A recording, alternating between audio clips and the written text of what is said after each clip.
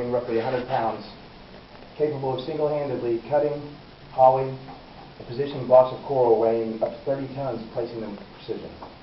This is the story of Edward Leeds Scullman and the Coral Castle. Having always been fascinated with the paranormal, unexplained phenomena, and the unnatural, it is no surprise that I quickly became infatuated by the story of Coral Castle when I stumbled across it roughly a decade ago. I quickly added it to the topics, to the extensive list of strange places or phenomena that I wanted to research in depth. The historic site Coral Castle is a rock structure in southeast Florida that was built by Edward Leeds Scullman.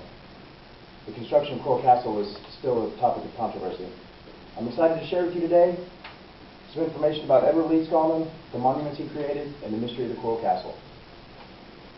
I will begin by telling you a little bit about the life of the man who created the Coral Castle, Edward Leeds Scullman.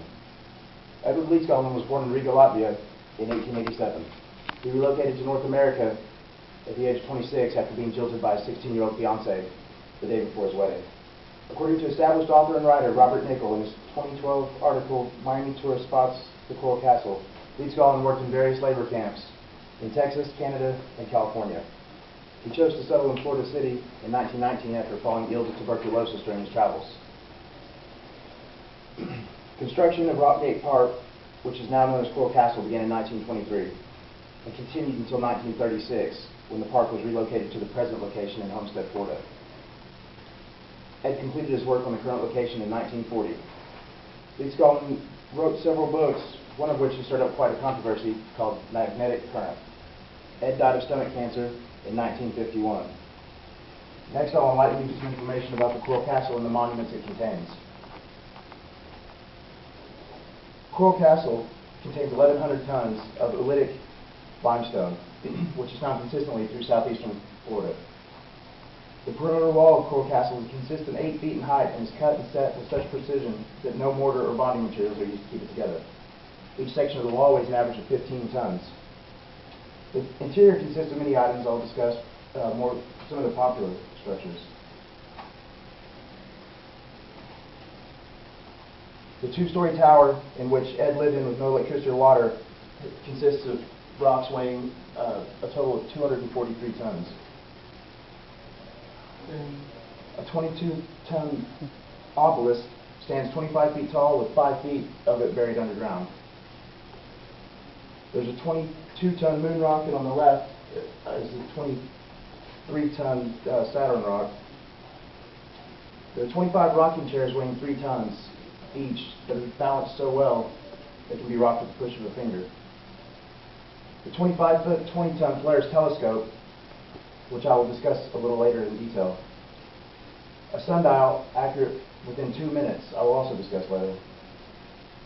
Probably the most interesting piece, and that of which the previous name Rockgate Castle is derived from, is the 9-ton gate. It is balanced so precisely a child could open it with the push of a finger.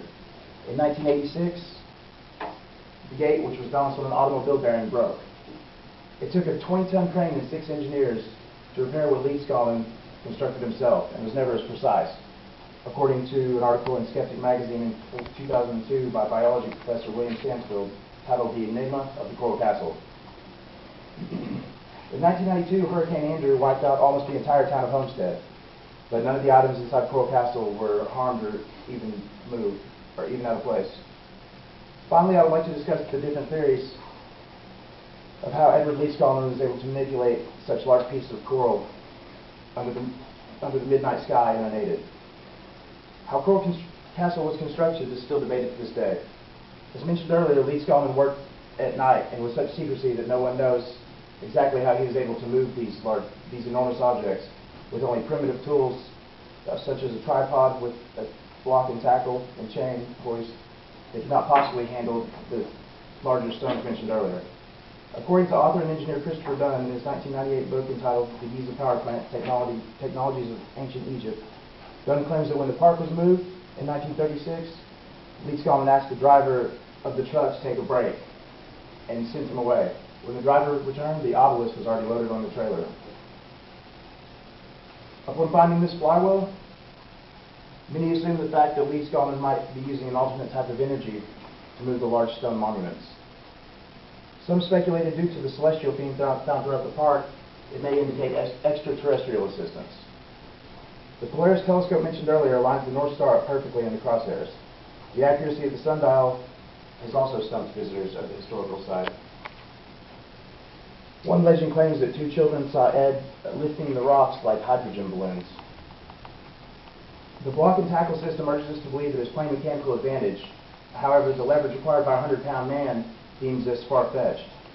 Due to Ed's secrecy and lack of evidence leading to any of these theories after Ed's death, it is still unknown how this feature known as America's Stonehenge was actually constructed by a single man.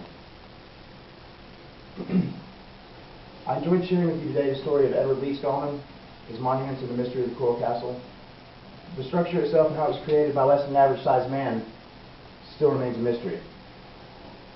In conclusion, if the Great Pyramid was constructed with the efficiency that was demonstrated with the construction of the Coral Castle, the amount of workers could have been dramatically decreased from 20 to 30,000 to less than 5,000, which might indicate that Edward Lee Skolman might have been a slight bit humble when he made the statement, "I've discovered the secrets of the pyramids." Thank you.